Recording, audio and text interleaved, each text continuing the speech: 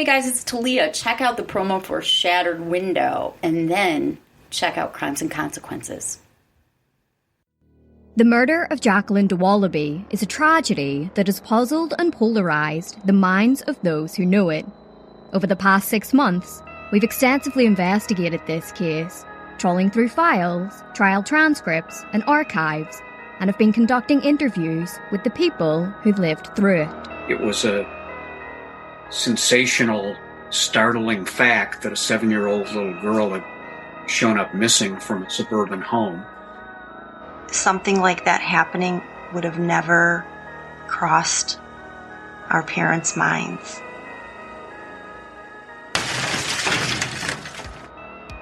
The notion that a stranger can slip into a child's bedroom in the middle of the night, completely undetected, is surely a notion that every single parent on this earth fears. But what's even more lamentable is knowing that a child killer is roaming the street, and even more chilling, they could be someone you know.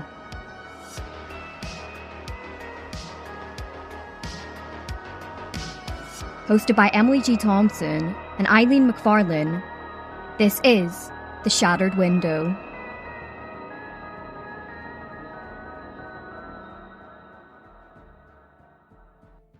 This episode may contain content of a graphic nature, including descriptions of physical and sexual violence against adults, children, and animals. Listener discretion is advised. Hi everyone, I'm Tanya. And I'm Talia. And we are Crimes and Consequences, a true crime podcast.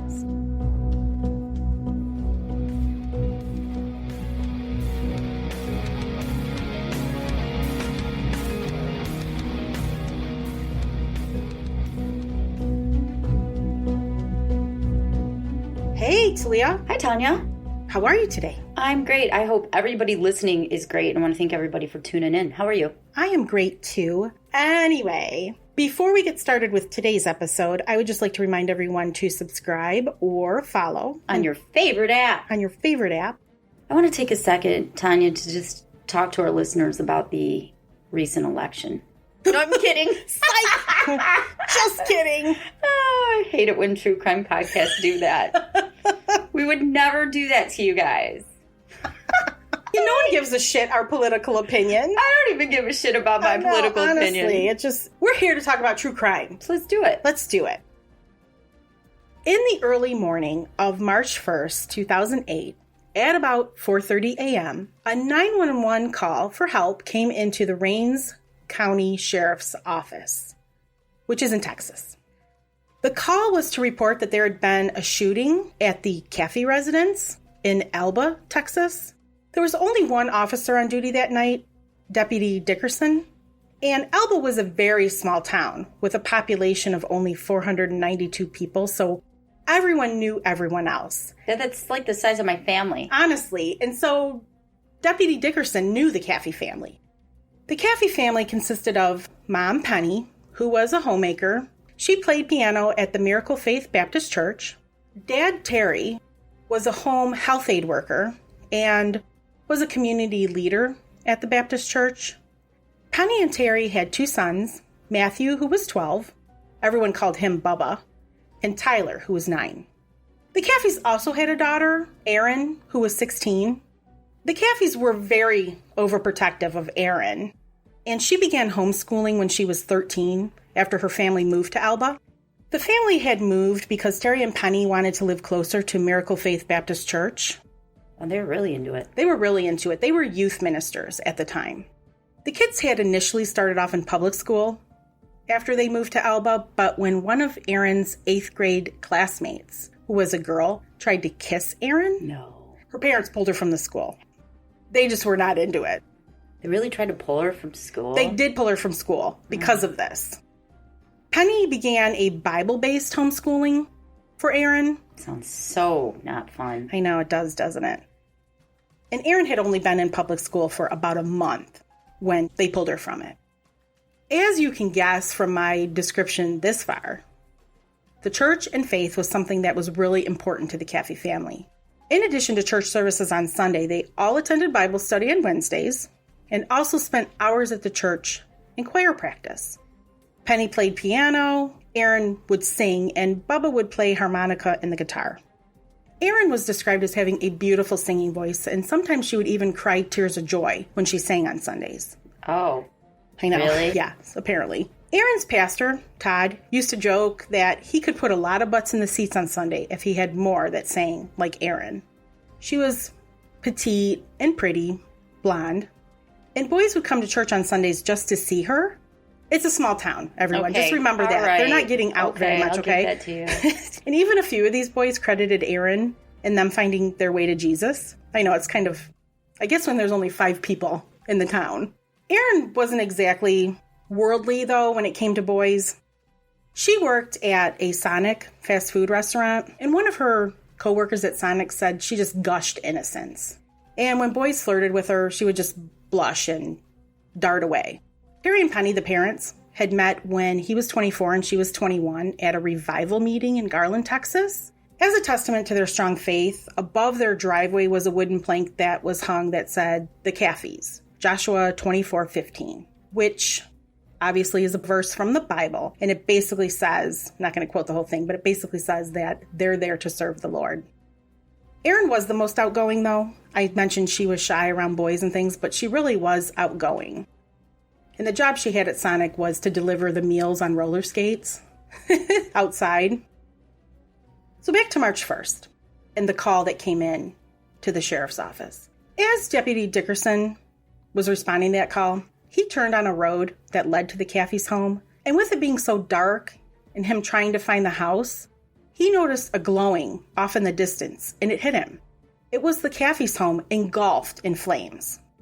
Once he got to the home, he noticed it had been burning for a while. So he radioed dispatch to rouse the volunteer fire department, and then he went further down the road to a neighbor of the Caffeys, to Tommy Gaston's house. That's where the 911 call had come from. Tommy answered the door and let Deputy Dickerson inside. In the living room, Deputy Dickerson saw Terry Caffey sprawled out on Tommy's living room floor. Terry had been shot 5 times. Once in the head, twice in the back, and twice near his shoulder, but he was alive still. And despite the cold temperature outside, Deputy Dickerson noticed Terry was only wearing a t-shirt, pajama pants, and one sock that was soaking wet. Terry's face and upper body were covered in dried blood. The amount of blood that had encrusted Terry's body was so dense that Deputy Dickerson couldn't even tell where he had been shot. And the blood was already dry. And it was already dry. Terry told Deputy Dickerson that he had crawled to Tommy's house after fleeing from his burning home, which was a distance of 500 yards, and that it had taken him almost an hour. During his journey, he had fallen in a creek where he had almost drowned. Are you fucking kidding me? I'm not kidding. But he kept going, and he made it. An ambulance was called, and it arrived to take Terry to the hospital. But Terry was afraid he wasn't going to make it. There was a sheriff's investigator that had shown up to Tommy's house, so there was someone else there besides Deputy Dickerson. His name was Detective Richard Ellman. He rode in the ambulance with Terry. Terry and Detective Ellman had a quick conversation because Terry had information that he just had to get out. He told Detective Ellman that his daughter, Erin's boyfriend... Oh, so she had a boyfriend? She had a boyfriend. Charlie Wilkinson had broken into the house and had shot Terry and his family as they slept. He further told Detective Ellman that he and Penny had recently told Erin she couldn't date Charlie anymore. Charlie and Erin had met at Sonic a few weeks before the start of Charlie's senior year in the fall of 2007, so the previous fall. Charlie had just returned from boot camp at Fort Sill, Oklahoma, with his Texas National Guard unit. Charlie said the moment Erin rolled up in her skates to deliver his food, he felt an instant vibe. It was electric. Charlie's appearance, just to give you an idea, he looked like the stereotypical Texan teenager. He had sandy hair, blue eyes, and he always wore Wrangler brand jeans with black cowboy boots and an oversized cowboy hat. His MySpace name was Hillbilly, just to give you an idea. He was an avid hunter, hunting wild hogs, and he knew his way around guns. His plan after graduating high school was to enter active duty in the military. He had no disciplinary problems at school, and he had no troubles with the law. He lived with his father, stepmother, and half-sister, and a stepbrother and stepsister. He rarely saw his mom, only about once or twice a year. But he was described as being a hothead, someone you could set off easily, but also someone who would walk away from a fight. So he's not a complete lunatic. Are you sure about that? Yes. Erin and Charlie began dating that fall, about 6 months prior to the Caffey family fire. They were smitten with one another. Charlie was totally in love with Erin and considered her his soulmate. Even though her parents wouldn't let her go on dates alone with Charlie, the pair still spent a lot of time together. Charlie was at Sonic every day during Erin's half-an-hour break, and he also spent a lot of time at the Caffey home, where after dinner they would have family bonfires, so he would spend time around the bonfire with the family. However, once 9 p.m. hit and Charlie was there, he was shown the door. When Charlie left, Erin would call him on the cell phone, and they would spend the next hour talking to each other. They had like puppy love. They had puppy love. And Erin had a 10 o'clock curfew, so the phone had to go off by then. It did get extended to 11 o'clock on the weekends. Charlie also began attending church at Miracle Faith, so they did get to see each other quite a bit. The pastor at Miracle Faith thought Charlie seemed like a nice boy, so there wasn't really any indication that there could have been something brewing. In December of 2007, so about 3 months before the crime, Erin asked her parents if she could go back to public school. Her parents agreed. They wanted to give Penny more time so she could maybe work outside the home. Bubba had already gone back to school in the fall because he told his parents he missed his friends.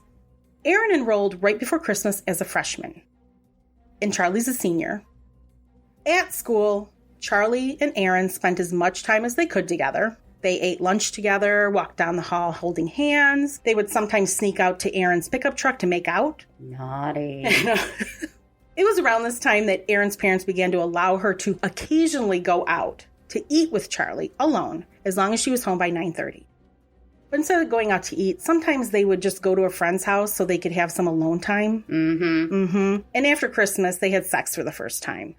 Not long after that, one evening, Charlie had pulled his car to the side of a country road. He knelt down in front of Erin and gave her his grandma's engagement ring. Erin wore the ring immediately, but it wasn't long before her parents noticed it one day after church, and they told her she had to give it back. That same day, Charlie was playing basketball outside the fellowship hall at the church, and Terry called him inside. He told Charlie that giving Erin the ring was completely inappropriate. He said, quote, "You're promising yourself to my daughter. Do you realize she's 16 years old?" End quote. Charlie's response to that was just to shrug. Terry had begun to become uneasy about how fast Charlie and Erin's relationship was coming along, and he really didn't like Charlie. He most certainly didn't like the amount of time Charlie was spending with Erin, and his dislike of Charlie started the moment he met him. What happened was, Terry came home from work to find Charlie lounging in his armchair with his legs slung over one of the arms on the side, and when Terry walked into the room, Charlie didn't get up to shake his hand. So Terry thought that Charlie was disrespectful and figured if he didn't respect Terry, he definitely didn't respect Erin. They're old school. I can see that, though. Right. I can see that, too. He should have, Right. He probably should have gotten up. This is the first time you're meeting the dad. After the promise ring incident, Terry and Penny limited Erin's time with Charlie to once a week at their home so that they could keep an eye on the couple. The relationship between Erin and her parents grew more and more strained at this point. Erin had told one of her aunts that she was going to run away with Charlie when she turned 17. She once called Charlie crying because Penny had slapped her while they were arguing.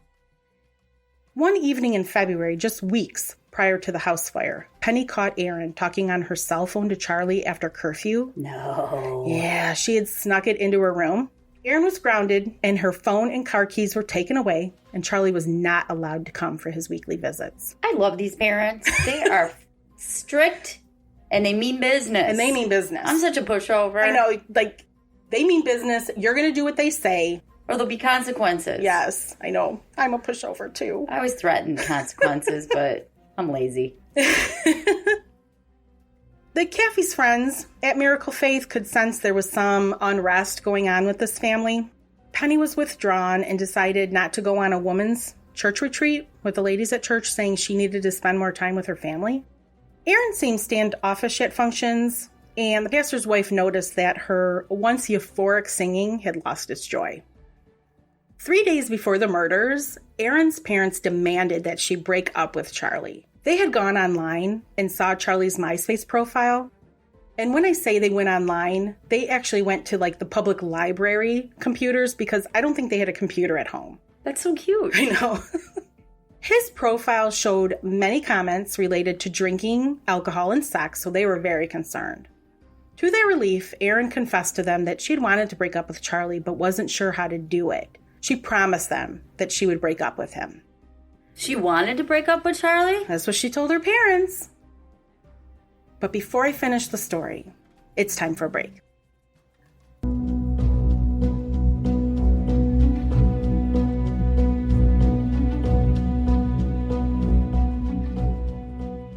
Hey everyone, if you go to our website, tntcrimes.com, you can find full unreleased episodes available for individual purchase.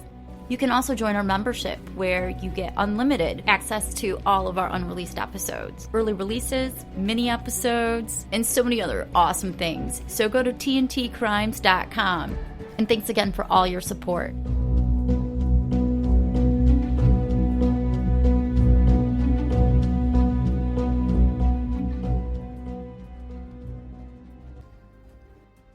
So now I'm going to take you back now, again, to the day of the crime.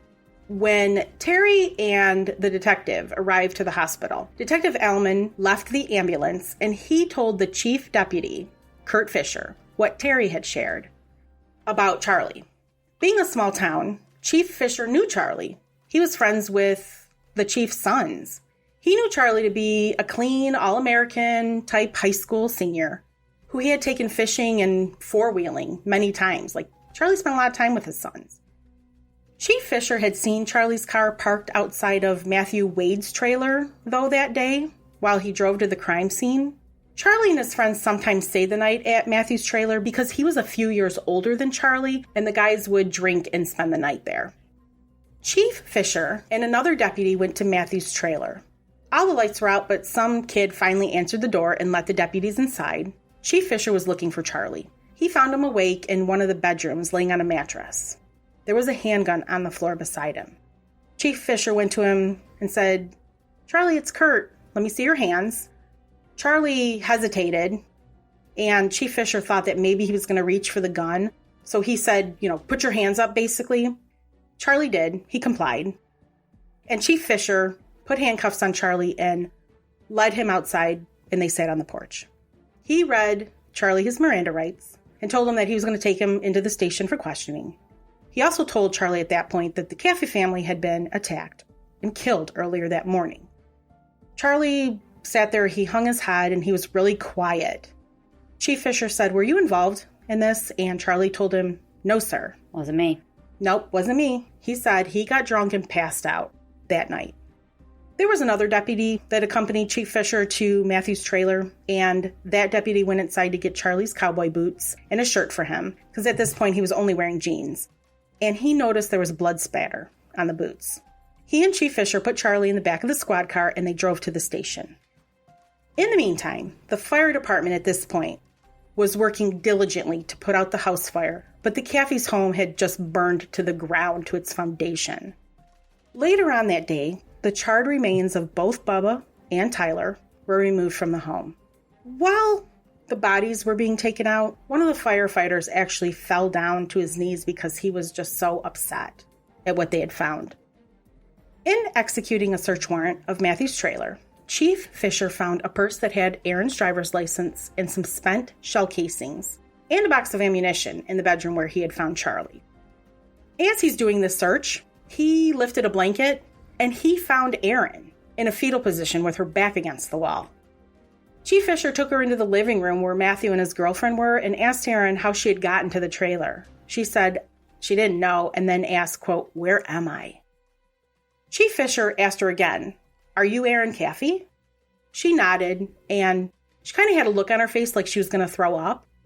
She was wearing pajamas. Her hair was pulled into a ponytail and she just seemed like the picture of sweet and innocent. She was nervously looking around the trailer. She seemed disoriented. And Chief Fisher thought that maybe she was under the influence of some kind of drug. He asked her if she could tell him what happened, and she just replied, fire. Chief Fisher called an ambulance and Erin was taken to the hospital where she was given a full exam. Police believe she was possibly kidnapped after her family had been shot. At the hospital, she was interviewed by Shanna Sanders, who was the chief of police for the Rains Independent School District. Apparently, school districts there have a chief of police. I don't know. She knew most of the high school students there by name. Also attending the interview was Sheriff's Deputy Serena Booth. Shanna first asked Erin what she could remember. Erin, answering her in almost a whisper, seemed confused, disoriented, and didn't offer many details. She told them several times she was 14 years old. She said she woke up to a house filled with smoke and there were, quote, 2 guys with swords, unquote, dressed in black. They ordered her to lay on the floor. She said she didn't remember how she got to Matthew's trailer, but she did remember trying to call her friend Charlie, but he didn't answer. She said she drank something at the trailer, then doesn't remember anything afterward. She told this recap with very little emotion, just being a little teary-eyed at the start. When Shanna asked her if there was anything else she wanted to add, she said in a whisper, quote, "They're coming after me," end quote. The deputies noticed that Erin didn't smell of smoke. And looking back on the interview after it was over, both Shanna and Serena said at the time they only felt pity for Erin, since she had lost her mother and her brothers. But they also regretted not staying with her when her maternal grandmother showed up to deliver the news that Terry had survived. Charlie was being questioned at the same time, and Erin's story wasn't holding water with what Charlie was telling the police. Charlie immediately stated, quote, "I'm in a lot of trouble," and told them that Erin had called him the day before the murders, that she was pissed at her parents for telling her that they couldn't see each other anymore.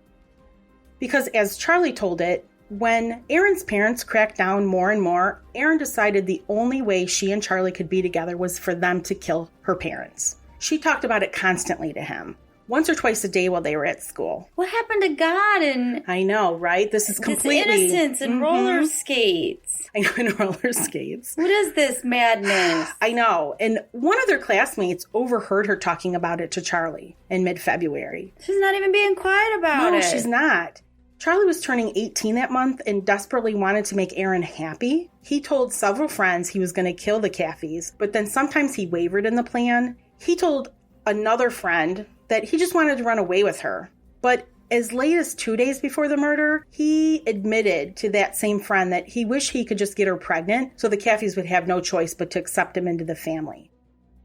But Erin was insistent. She said she wasn't going to get pregnant because she was too young to have a baby, and as long as her parents were still alive, she and Charlie wouldn't be together. One of Charlie and Erin's schoolmates described their relationship as Erin pretty much had Charlie wrapped around her little finger. Charlie told the police, though, he really didn't want to kill the Caffeys, that he just wanted to run away with Erin. But Erin insisted and said that they had to murder her parents. So I'm going to tell you what happened the day of the murders. Around 1:30 that morning, Charlie and a friend had gone to the Caffey house.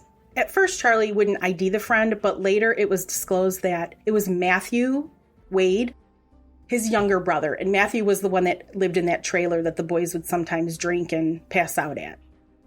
Matthew's younger brother was named Charles Wade. So we have Charlie and Charles, but I'll refer to Charles as Wade, okay? So as we don't confuse everyone. Wade had needed money, and Charlie offered to pay him $2,000 to help him kill the Caffeys. Erin had told Charlie he would find the cash in a lockbox in the house. So Charlie and Wade went to the Caffeys' home in Wade's girlfriend's car. Her name was Bobby. Bobby didn't know what the boys were planning, but had insisted on coming along. When the three of them first drove to the Caffey house, they got spooked when the family dog wouldn't quit barking. Charlie and Wade decided to leave, but Erin called them on her cell phone and promised that she was going to keep the dog quiet, so they returned. When they arrived back to the Caffey house, they picked Erin up, who was at the end of the driveway, and they ended up driving around for about an hour, all the while talking about their plan to kill Erin's parents. Charlie asked Erin to just run away with him, but he said she refused, and she said the only way the plan would work, again, is if he killed her parents. The plan would be that Charlie would kill Terry and Penny, and that Wade would take care of Erin's two brothers, leaving no witnesses. Charlie told the police I ain't got no conscience. I joined the Army to do whatever needed to be done without thinking. As for her parents, Charlie said, quote, I intended to kill them because I thought I was in love, end quote. The group gets back to the Caffey house. The girls stayed in the car as Wade and Charlie went into the house. Erin had left the front door unlocked, so they entered the house from there. They were armed with 2 samurai swords and a .22 caliber handgun. They really did have swords? They really did have swords, yeah. I know, crazy. I don't know where they got them. I don't know whose swords they were. Charlie snuck into Terry and Penny's bedroom and fired at them until the gun jammed. When it jammed, he handed it to Wade, who fixed it, and Charlie fired 2 more shots. They left the bedroom, but Charlie went back and cut Penny's throat to make sure she was dead. But he didn't check Terry. I don't know why. Probably because he shot Terry, 5 times? Mm-hmm. In the head, too? Mm-hmm, that's true. Bubba and Tyler had heard the shots and called out for their parents. They then went to Erin's bedroom and locked themselves in. Once Charlie and Wade believed Terry and Penny were dead, Wade told Charlie to get the kids because, quote, little ones talk. Charlie hesitated, and Wade threatened him that he was going to leave if Charlie didn't go upstairs. Charlie went upstairs and coaxed the boys to come out of Erin's bedroom, telling them to go back to their rooms. Bubba came out and kicked Charlie. When he did, Wade from downstairs shot Bubba in the face. Then Wade came up the steps and stabbed Tyler. Charlie said he couldn't do it, but then told police that he might have stabbed Tyler at least once too. After that, Charlie grabbed a suitcase that was in Erin's room that she had already packed with her belongings, and he and Wade headed out to the car. Erin seemed overjoyed, smiling and saying, I'm glad this is over. Remembering they forgot the lockbox, though, Charlie and Wade went back into the house and returned to the car, where Erin gave them the combination. In addition to the contents of Terry and Penny's wallets, because the boys took the money from there, the total haul they got was $375 in change.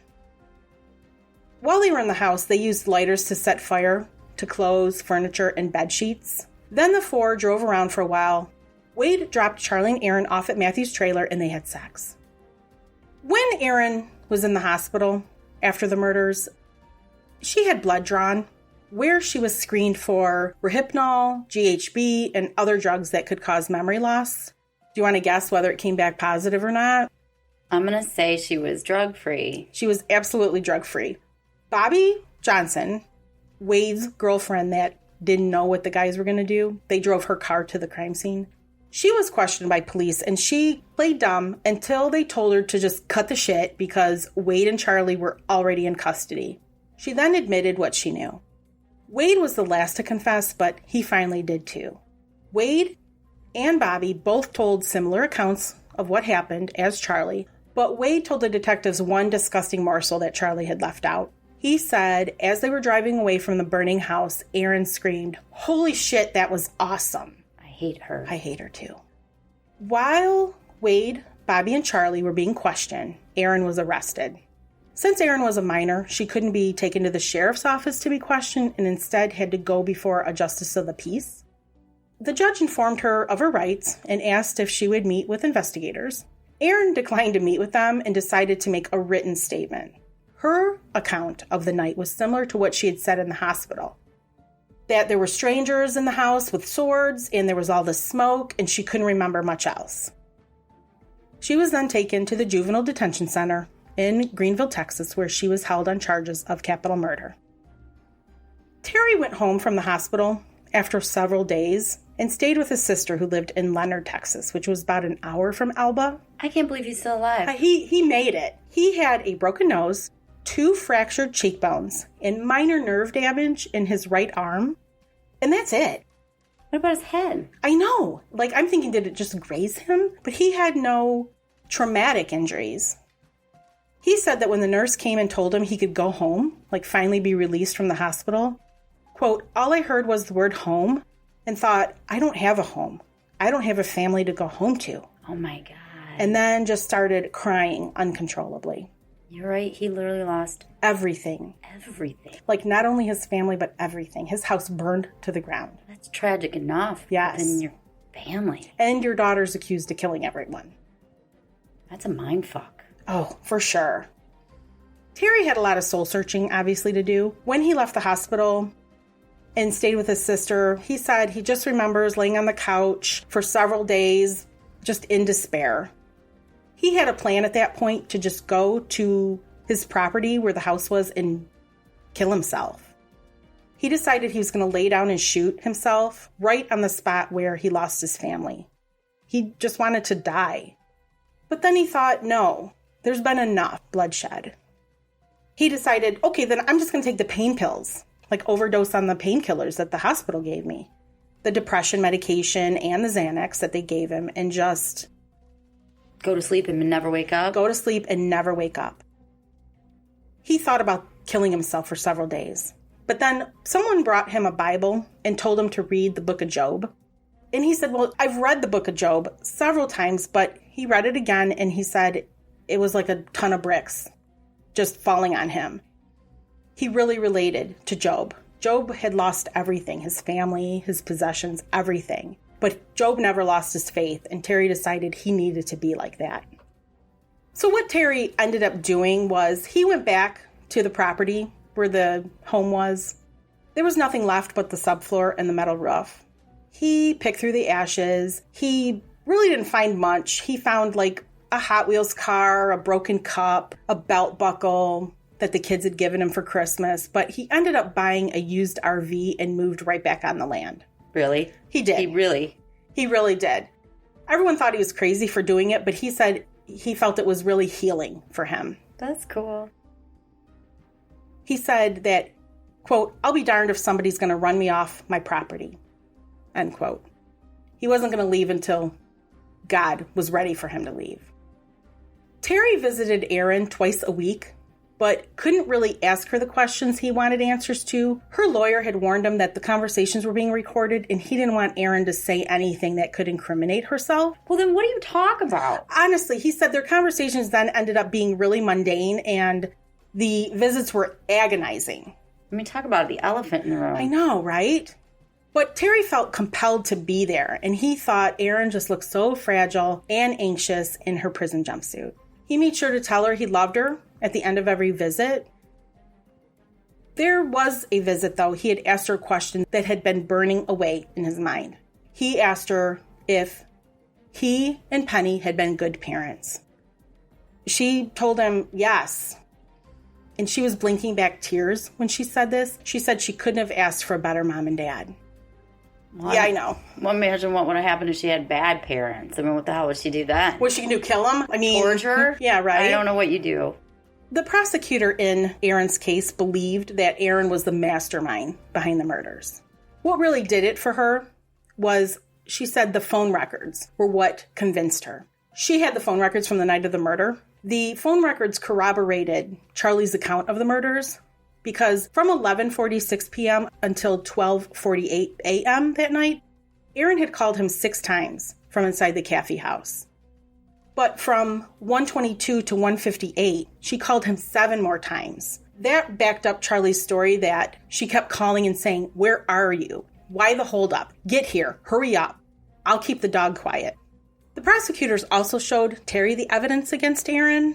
She showed him photos of the suitcase that Erin had pre-packed, the lockbox that the boys had gotten into.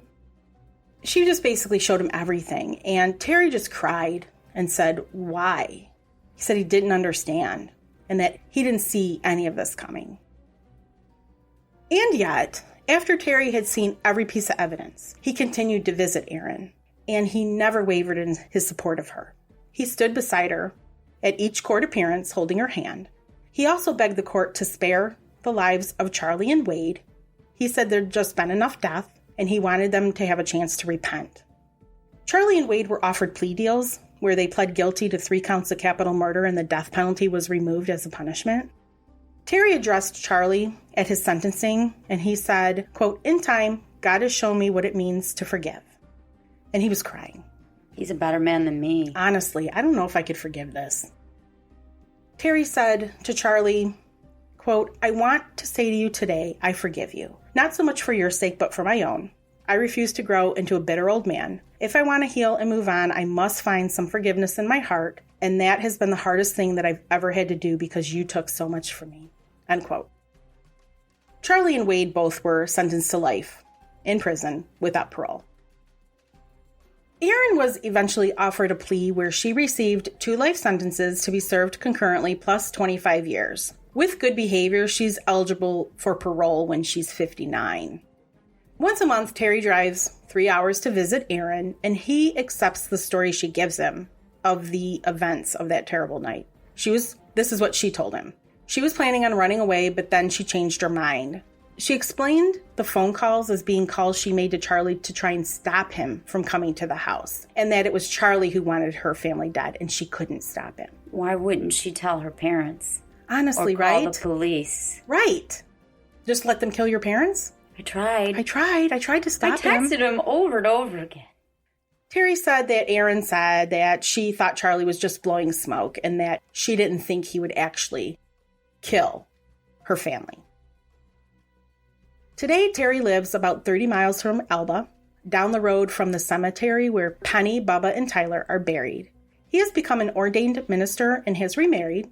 His new wife, Sonia, has 2 sons to add to their family. Erin was evaluated by a mental health counselor who had 19 years' experience counseling juvenile offenders.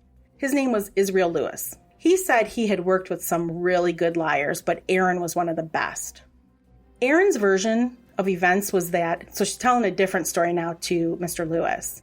She said that Charlie had a terrible temper and had killed her family when she tried to break up with him, and then framed her for the crime. Mr. Lewis said Erin seemed completely sincere and genuine. He would have put his license on the line to say that she was telling the truth. How did she wake up at his place then? I know. I know. Mr. Israel said she told the story with just tears in her eyes and said, "God will save me. He knows I'm innocent." And Mr. Lewis said he would cry every time he left her jail cell. He said it was only after learning details of the crime did he realize Erin was lying and manipulating him. He continued to visit her at the jail, but what really disturbed him was that at the end of a year of counseling, he realized he couldn't explain why she had wanted her family killed at that point, after a year of counseling, than he could have on the first day that he met her. She just remained a complete mystery to him because she never said anything negative about her parents to him. Charlie was interviewed by a reporter where he talked about Erin. He said, quote, "I would have done anything for her. She was very smart, very caring. I don't know why she wanted it done, why it had to be like that, but she was a very nice person," end quote. A few weeks after the killings, when he was being held at the county jail on a $1.5 million bond, he got some devastating news. His defense attorney told him that Erin had asked a previous boyfriend to kill her parents too. So he wasn't even special. She asked someone else to do it? She asked someone else. The police had interviewed a boy who Erin was caught kissing at Miracle Faith, and he told the Texas Rangers that Erin had spoken to him about her desire to have them killed several months before she had even started dating Charlie. Charlie said this made him question a lot of things. It just was really just a mind fuck for him. He was asked in that interview whether he still loved Erin, and he said, quote, "Once you love somebody, you can't quit. You always will." I don't know about that. End quote. I know. I'd like to let everyone know that the source I used for most of the story was an article written by Pamela Koloff for TexasMonthly.com, and I found it on Murderpedia, so just wanted everyone to know. That's my story today, Talia, about the Caffey family massacre. I just want to say, I know I was mildly sarcastic, but I don't want to judge Terry for forgiving his daughter because I don't have any idea what I would do in that situation. I know, you think you would feel one way, but it's all he has left, I guess, of his family, and he wants to believe her. That's what I think. He really just wants to believe her and believe she was the good daughter that he thought she was. That's his daughter, so. Yeah, I know. Thank you for that pisser. You're welcome. And please, everyone, if you haven't subscribed or followed yet on your podcast app, please do so. You can also find out more information about this episode and all of the episodes that we have on our website, tntcrimes.com. You can find us on social media. We're on Facebook and Instagram. TNT Crimes Podcast. And also, if you'd like to become a member and get additional episodes, we release usually a couple a month at least. Four. Then you can go to patreon.com/TNTcrimes or to our website to learn more. Yeah, we also do these live episodes, and they are really fun. They are really fun. I enjoy them. I also want to add, Tanya, that we now have a TikTok. Sorry. That's right. We are on TikTok. Yes, That's right. we are. True Crime Podcast. That's our handle. So check us out. Oh, Talia, before we go, we have some shout-outs. We have to do the shout-outs. I know we haven't done them in a while, so I apologize to everyone. We have Judy, Emily, Erin, Brittany, Rosie, Blossom Heart, Danielle, Brenda, Dawn, Carmelita, Heather, Laura, Kelly, Sandra, Sarah, Anne Marie, Jenna, Audra, Olympia, Renee, Angela, and last but not least, Nathan. Thank you, everyone. Thank you guys so much for joining us. Yes, we appreciate you so much. We really do. We love them. We do. So that's everyone, Talia. Thank you, guys. And until our next episode, don't kill each other. Bye.